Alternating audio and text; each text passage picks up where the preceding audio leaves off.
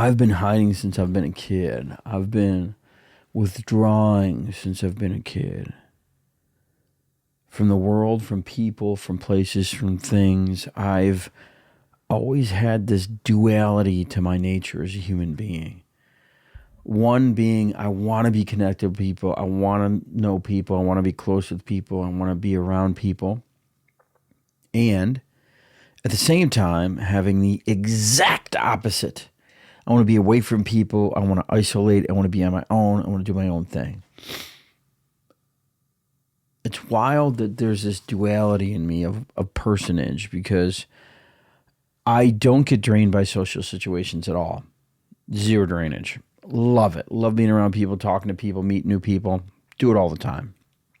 However, there's also this big part of me that likes to isolate, pull away, not connect, disconnect, not answer the phone call, not get back to the text, not hit up the Instagram, TikTok, Facebook, any of that, that stuff. Like, and what's interesting is, as I've come to understand social withdrawal inside of myself, what really is happening is that there's this little kid in me that wants to connect to me, that wants my attention, that wants my focus, that wants to be important, that wants to be valuable. That is why I pull back. That is why I withdraw. This has also been a big part of my addiction cycle in my life because ultimately all addiction is the aggressive pursuit of comfort. And that being inside of me, that little kid, I can close my eyes, I can go right back there to the little kid that's in the closet, that's hiding from the chaos, that's hearing the screaming and the yelling and the destruction. And I could just be there as an adult with that little kid in me that's been hiding his whole life from the world, hiding his safety, hiding his valuable, hiding his life and life itself, hiding his protection, hiding his security, hiding his safety. That's what most of my life has been. Hide to survive. Let somebody else get it. And that really played out a lot in all of my relationships, unbelievably destructively so, where I would get close to somebody and I'd pull back as if they didn't exist.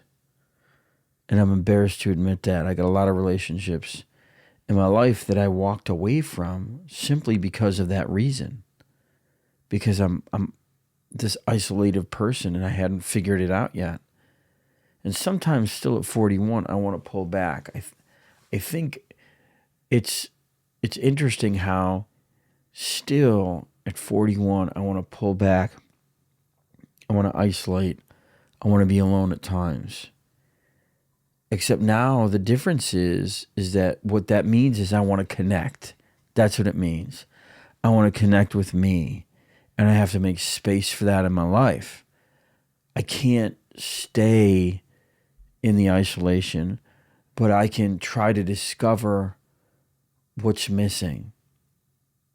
Because parts of me are missing because of the trauma and abuse that I went through. There's parts of me that are missing, that are lost, that are in the ancient ruins of my soul, that I've been searching for my whole life, that I can't discover still, that I still search for. It's like a secret treasure hunt in a way. It's like a pursuit into the unknown. That's what most of my life has been, is this path of discovery of who I am and what's been left behind. Who I am and what's been left behind. So much of myself has been left behind at the expense of ego and survival.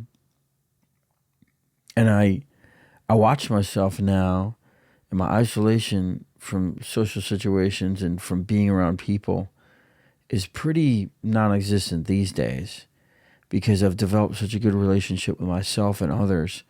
And I feel secure in my life, like I feel safe in my life. And getting married and having the wife that I have has been such a big part of that. That connection, that connection to myself has certainly been enhanced through that relationship. Because when you find somebody that loves you and accepts you with all your flaws and all of your foibles, it really opens me up. At least it did for me. It opened me up to be able to be aggressively in the pursuit of who I am instead of comfort. And it changed me in this way where I am so secure in my life that I can see this isolative tendency from the past as I'm trying to connect. And now I can connect and communicate with my wife. I can connect and communicate with my relationships about the other people in my life. And it's beautiful. It's a beautiful thing that I have discovered, that I hope everybody can discover, which is companionship, a lifelong partner. I wish that I had been the man necessary to attract somebody like that 20 years ago, 15 years ago. But unfortunately, the crucible of suffering I went through as a kid forced me into this long-term pursuit of escaping the isolation. All addiction, all destructive tendencies, all come down to isolation. And we think that the drug or the alcohol or the whatever you're chasing, you think that that's what you need, when reality is you need you. You need to connect to you. You need to be understood. Like, that's really what you're searching for. You just don't know it. At least I didn't know it. That's what I was searching for, is me.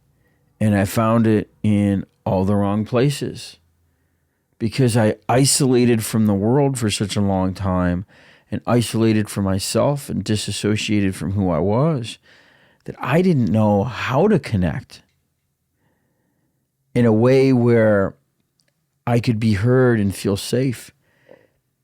It was such a difficult time in my life. Like, all of my 20s is such a blur of meaningless relationships that had no weight to them. And me connecting to a point where the moment I felt embarrassed, I would isolate and I would run and I would just destroy the relationship. Over and over and over and over again, I did this. Until eventually I found a way to connect to me. Until eventually I found a way to be me and to be okay with it. It took me some time, some serious time in my life. I've always wanted to be away, it felt like. All the time I was isolating. I was running from situations. I was running from my family situation. I was never home. I was always escaping. And it produced a tremendous loneliness inside of me. Just abject loneliness that just stayed with me for such a long time. And I go back to that loneliness because it felt safe.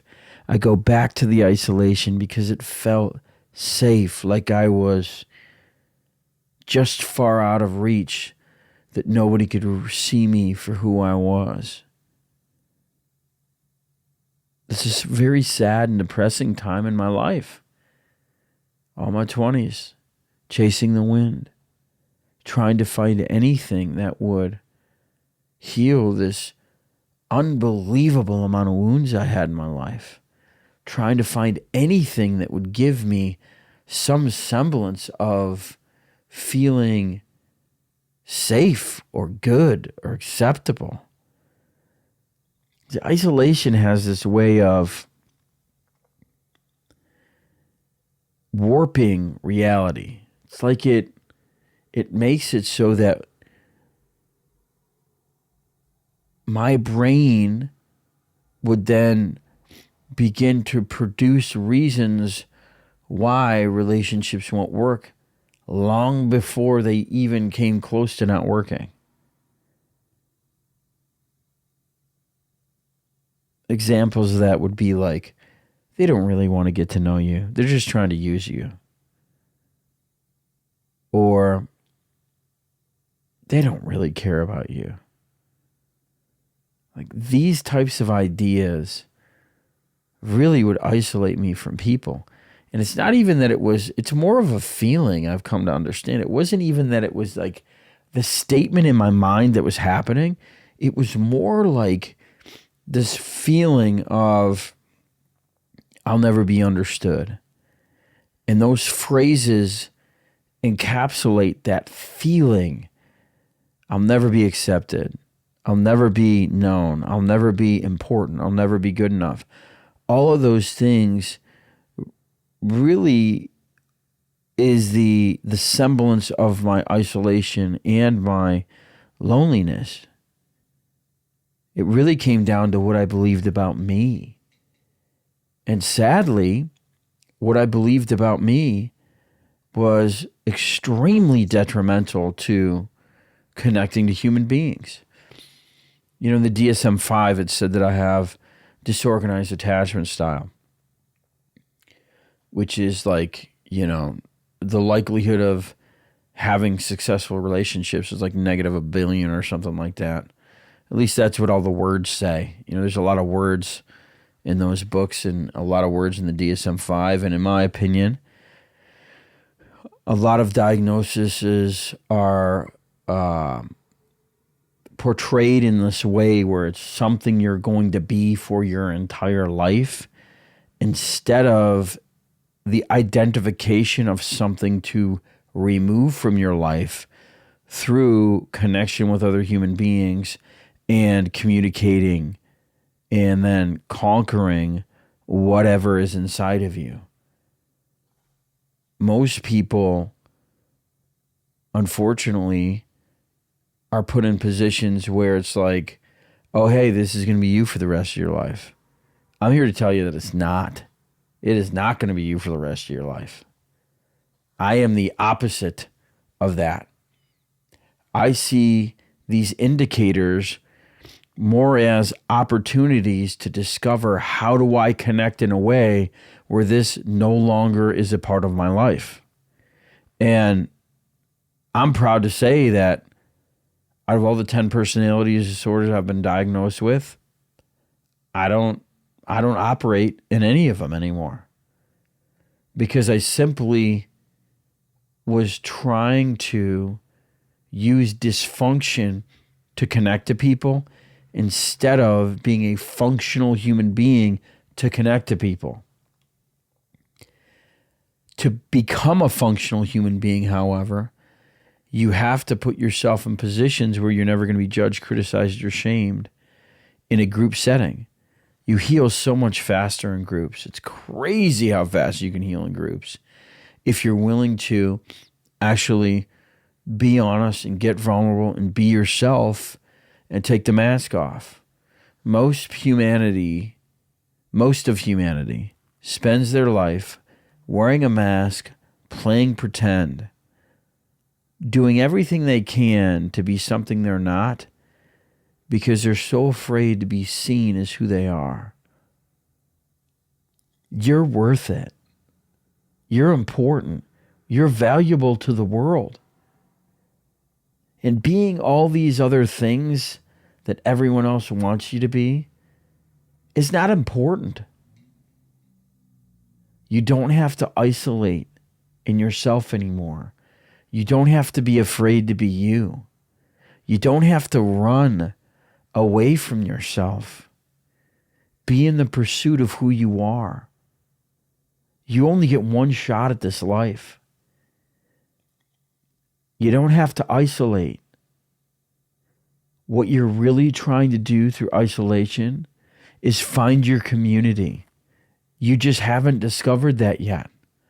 What you're looking for isn't to be alone at home scrolling on your phone for 16 hours or watching Netflix or video games or whatever the isolative behavior is.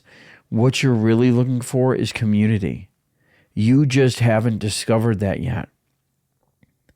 I want to share that with you because I spent well over a decade of my life in isolation. If somebody would have shared that with me, I would have gotten probably 9 years of my life back, because I would have said, whoa, there's other people out here like me. Let me go see if I can meet people and potentially be in a position where I can no longer isolate and hide from the world. Wow, that would have been amazing. It would save me many years of my life, many years of the struggle. Find people to connect to that are never going to shame you, judge you, or criticize you, that are just going to listen. There are communities in this world where you can find it. You can find your way out of self-isolation, out of hiding from the world. You can just be you. You're worth it.